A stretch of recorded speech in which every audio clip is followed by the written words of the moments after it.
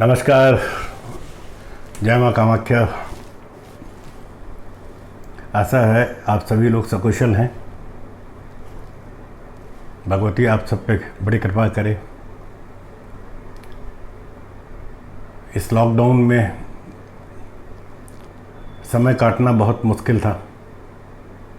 हर आदमी अपने अपने कामों से अलग हटके एकांतवास में अकारक के समय को व्यर्थ कर रहा है। चलिए इसी बहाने परिवार का साथ आपसे सामंजस्य और एक दूसरे के लिए अपनी फीलिंग्स मनोभाव तो बढ़ा ही होगा, प्रेम भी बढ़ा होगा। एक लंबे अरसे के बाद में फिर परिवार का साथ आपको मिला।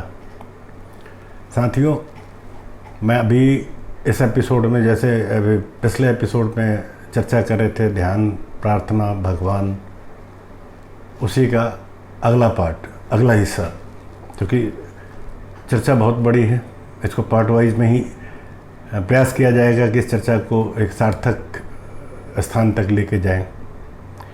भगवान को ढूंढने के लिए आपको मंदिर, मस्जिद, गिरजा कहीं जाने की ज़रूरत नहीं है। मैंने भी प्रयास किया उस बच्चे की तरह। सुई तो मैंने गिरा दी थी अंधेरे में अपने कमरे में और ढूंढ रहा था मैं लैंप पोस्ट के नीचे। लैंप पोस्ट के नीचे इसलिए ढूंढ रहा था कि मुझे मेरे बड़ों ने ये कहा था कि कुछ भी ढूंढना है तो प्रकाश ज़रूरी है। तो मैं बाल बुद्धि में लैंप पोस्ट के प्रकाश को बहुत बड़ा प्रकाश मान लिया और वहाँ पे सुई ढूंढने लगा था। तो हम अपने व्यक्तिगत जीवन में ऐसा गलती ना करें। हमें धार्मिक बनना है तो किसी मंदिर में जाके, पहाड़ों पे जाके, जंगल में जाके ध्यान लगाने की ज़रूरत नहीं है। क्योंकि ध्यान तो हम लगा किस ले रहे हैं? ध्यान से परमपिता परमेश्वर नहीं मिलेगा। आध्यात्म के लिए जो एक रास्ता है वो ध्यान से ही जाता है। और आध्यात्म कोई धर्म नहीं है। अपनी आत्मा को जानने का अथक या सार्थक प्रयास को ही आध्यात्म कहते हैं। मित्रों,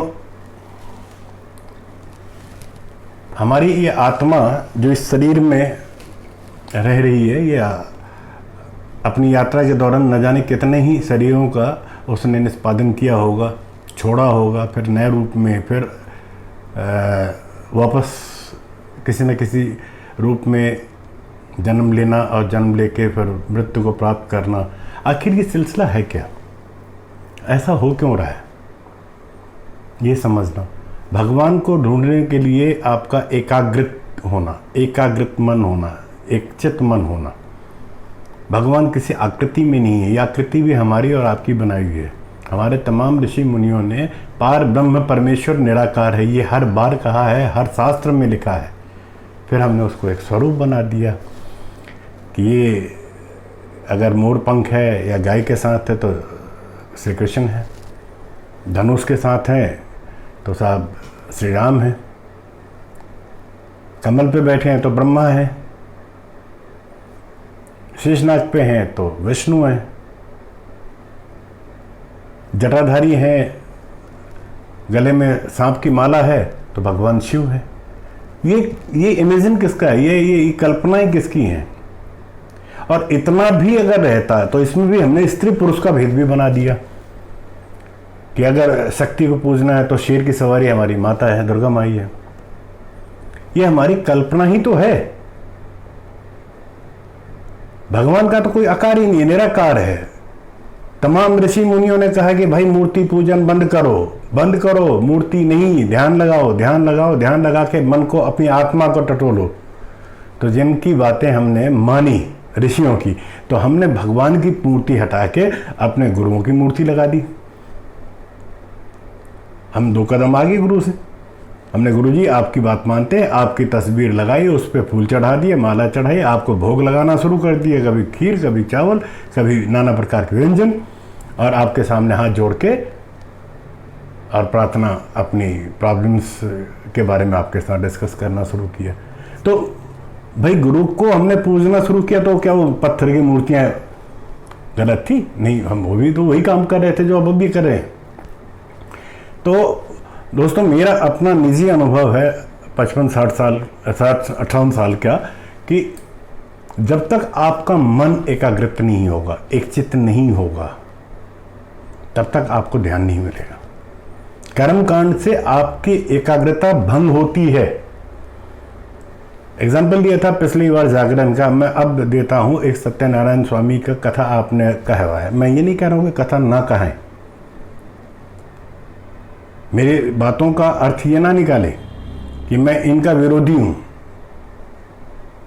पर मैं आपसे एक शेयर कर रहा हूं कि अगर मेरे घर पे मैंने एक सत्यनारायण स्वामी का कथा कहा तो मेरा आधा समय तो प्रसाद और जो लोग कथा सुनने आएंगे उनके बीच में निकल जाएगा जब तक वो विदा नहीं होते। मान लीजिए 1.5 घंटे 2 घंटे के इस कार्यक्रम में मैं 2 से 3 मिनट या 5 मिनट भगवान की तरफ ध्यान भी लगाता हूँ, वो भी खुले विचार से नहीं, खुले मन से नहीं, तो क्या ही इस पूरे आडंबर का क्या मीनिंग्स है? कोई है मतलब? खैर, ये समझ है। बस मेरा तो यही कहना है कि मूर्ति पूजन या किसी भी तरह का आडंबर ना करके आप एक चटाई बिछाएं, स्वस्थ मन से आंख बंद करें, और विचार आ रहे आएंगे, विचारों का काम है आना। आप विचारों को भगाने के लिए एक नए विचार की प्रस्तुति मत कीजिए। मेरे एक आपकी तरह कोई प्रेमी है, उन्होंने कमेंट बॉक्स में लिखा है, साहब हम ध्यान पे बैठते हैं पर आंखें बंद करते हैं तो या तो हमको नींद आ जाती है या तरह तरह के विचार आते हैं कि बच्चा क्या कर रहा है, नौकर ने काम किया कि नहीं किया, दुकान खुली कि नहीं खुली। मैंने कहा एक बात बताएं, आप जब आसन लगा के बैठते हैं आपका पैनक्रियास काम कर रहा होता है, आपका ध्यान तो पैनक्रियास पे नहीं गया। आप श्वास ले रहे हैं और छोड़ रहे हैं, इस पे भी आपका ध्यान नहीं गया। आपका हार्ट बीट चल रहा है, धड़कन चल रही है, क्या उस पे आपका विचार गया? नहीं। तो विचार का काम है, दिमाग के पीछे जो नस है, जो जिसका काम है चेतना, मतलब इन चीज़ों को संग्रह करना और दिमाग के तक पहुंचाना, तो करता रहेगा। वो तो एक कंपोनेंट है, एक ऑर्गेन्स है। अब हर्ष पे ना जाए कि ऐसे विचार ही ना आए, विचार तो आएंगे, एक समय आएगा। निरंतर आप अभ्यास करेंगे, ध्यान में बैठेंगे, हो सकता है आपको नींद आ जाए, हो सकता है आपका मन ना लगे, 5 मिनट बैठे, 2 मिनट बैठे, 15 मिनट बैठे, अभ्यास, एक समय आएगा कि आप जो विचार आपके अंदर स्वतः आ रहे थे वो धीरे धीरे धीरे धीरे विचार खत्म होते जाएंगे। एक दिन में नहीं होगा, एक पल में नहीं होगा, मैं कहूँ 1 महीने में शायद नहीं होगा। इसके लिए आपको अभ्यास, निरंतर अभ्यास की ज़रूरत है। आप अभ्यास करते रहें, डेफिनेटली आपका किसी न किसी दिन आप विचारों से मुक्त होकर ध्यान पे लगेंगे। पर इसके लिए आपको विचार के साथ ध्यान में बैठना होगा। अब ध्यान में आने का मतलब क्या है? ध्यान में हम एकाग्रित होकर ध्यान हम करने लगे तो ध्यान से हम क्या देख पाएंगे, क्या हासिल करेंगे? सवाल बहुत अच्छा है। आप जब भी ध्यान में शून्यता को हासिल करेंगे तो आप स्वतः अपने अंदर जो वायु, प्राण वायु है, उसको प्रकाश पुंज के तौर पे देखेंगे। अब ध्यान के माध्यम से आप अपने 7 चक्र को जागृत करेंगे। आप ध्यान के माध्यम से अपने 5 कोष को जागृत करेंगे। ऐसे नहीं जागृत हो जाएंगे। 7 चक्र के जागृत होने से इस शरीर ही आपकी आत्मा को जो एक पावर चाहिए, जो एक ताकत चाहिए ट्रैवल के लिए, पार ब्रह्म परमेश्वर तक की यात्रा के लिए, वो इस शरीर के साथ ही होगा, जिसको आप मोक्ष कहते हैं। वो शरीर में ही है। शरीर को छोड़ देने के बाद में तो फिर आत्मा क्या करेगी? आत्मा तो कुछ कर ही नहीं सकती, उसको तो माध्यम शरीर का चाहिए। आपको ये याद रखना होगा कि पहले आत्मा गर्भ में स्थान लेती है, उसके तदोपरांत आपके शरीर की रचना बनती है। ऐसा नहीं कि किसी माता के गर्भ में पहले शरीर बना फिर आत्मा ने प्रवेश किया, नहीं, पहले आत्मा फिर शरीर, क्योंकि पहले शरीर होगा, उसी के अनुकूल या अनुपात से तो कपड़े बनेंगे। कपड़ों का कोई तो डिज़ाइन बनाएंगे ना, कोई तो कपड़ा चाहिए। कपड़ा किसके लिए चाहिए? प्रश्न तो ये उठता है कपड़ा पहनेगा कौन? तो यहाँ पे शरीर किसके लिए? एक आत्मा जो माता के गर्भ में स्थापित हो चुकी है, उसको शरीर चाहिए। तो शरीर का निर्माण गर्भ में होता है। किसके लिए हो रहा है? आत्मा के लिए। आत्मा किस लिए आ रही है? इस मानव शरीर में आके इस युग में क्या करने आ रही है? अपने संचित कर्मों का निष्पादन के लिए वो आ रही है। कर्म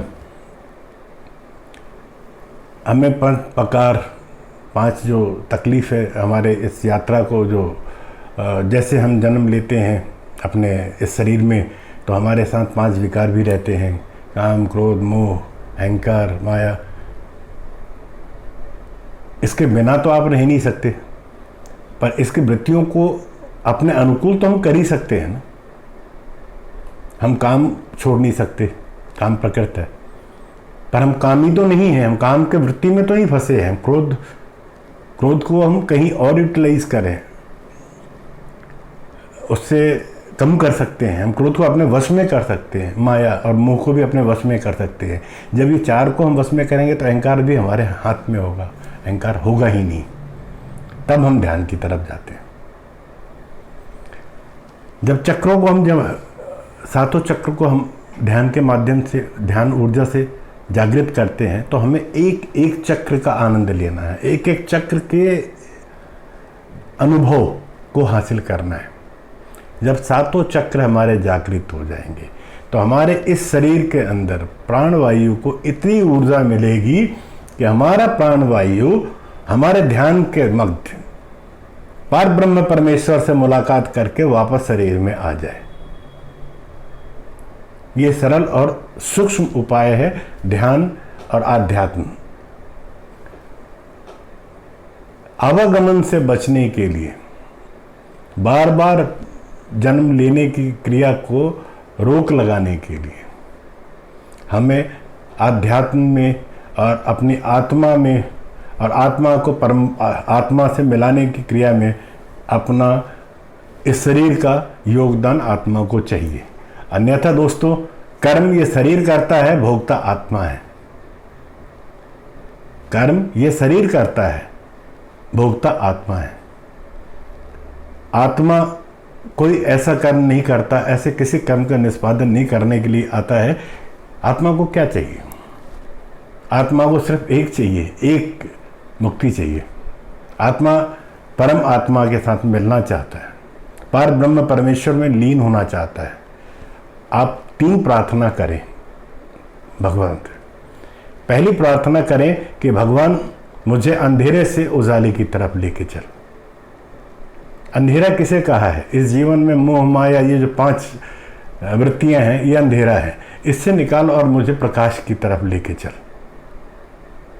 हे परमपिता परमेश्वर, तमसो मा, मुझे इस दुनिया में जो अंधकार है, इस अंधकार से उजाले की तरफ लेके चल। जब आप अंधकार से उजाले में आएंगे तो आपने अपने आप को देखने का कार्यक्रम चालू कर दिया। अब आप अपनी आत्मा से भी परिचित हो जाएंगे। दूसरी प्रार्थना करें कि असत्य से सत्य का बोध कराए। और तीसरी प्रार्थना कि शरीर को तो मृत्यु मिलना ही मिलना है। हे परमपिता परमेश्वर, हे पार ब्रह्म, कि शरीर को तो मरना ही है, मृत्यु होना ही है, तो मुझे मृत से अमृत की तरफ ले चल। मृत से अमृत की तरफ, जो अमृतत्व को प्राप्त करे, जो पार ब्रह्म परमेश्वर में लीन होने की विधा हो, मुझे उसकी तरफ अग्रसर कर। मृत से अमृत बना दे। शरीर तो रोजाना मर रहा है, जन्म के साथ में वो मृत्यु को हासिल हो रहा है, मृत्यु तय है। अब आत्मा को अपने अंदर पार ब्रह्म, आपका ही निकला हुआ अंश है, आप अपने अंदर विलीन कर दो, मुझे अमृत बना दो। अमृत, मृत से अमृत की तरफ ले चल। कहना आसान है, पर इसके लिए ध्यान के लिए लक्ष्य, जीवन का एक लक्ष्य आपको बनाना होगा। सामाजिक, सांसारिक और इस स्थूल शरीर से जुड़े हुए जितने भी कर्म हैं उनको संपादित करते हुए उन कर्मों का पूर्ण निष्ठा से अपने दायित्वों को पूरा करते हुए हमें अपने जीवन के उद्देश्य अर्थात मृत्यु से अमृत की तरफ जाना है, उस क्रम में लगना होगा। ध्यान पे जाएंगे तो सवाल एक ये आता है कि हमें लेके कौन जाएगा। आप संकल्प तो करो, आप अपने जीवन में अमृत का संकल्प करो, गुरु अवश्य मिलेंगे। और वो गुरु ऐसा मिलेंगे जो आपको उजाले की तरफ ले जाएं, उस पार ब्रह्म परमेश्वर तक पहुंचा दें। पहले आप गुरु की तलाश में अगर आज समय निकालोगे कि नहीं पहले तो हम गुरु ढूंढ लें उसके बाद में, तो साहब कोई भी गुरु चेले के अंदर जो शिष्य बन रहा उसकी सार्थकता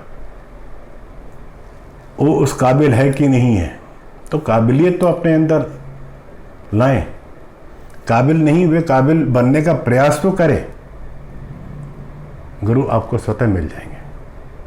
आप ध्यान की तरफ तो आएं।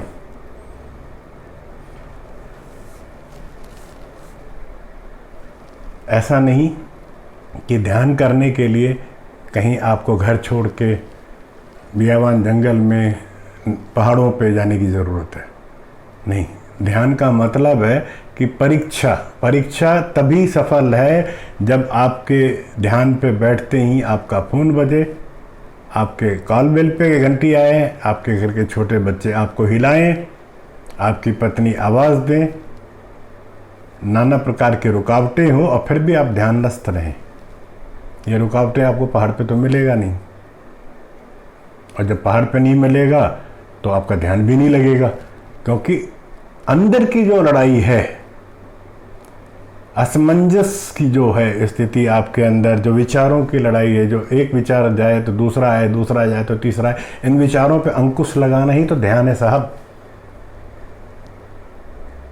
गृहस्थ से बड़ा कोई सन्यासी नहीं, और सन्यास जीवन के लिए घर छोड़ना जरूरी नहीं। आपको कैसा लगा चर्चा कमेंट्स पे ज़रूर लिखेंगे। आगे की चर्चा अगले एपिसोड में। जय मां कामाख्या।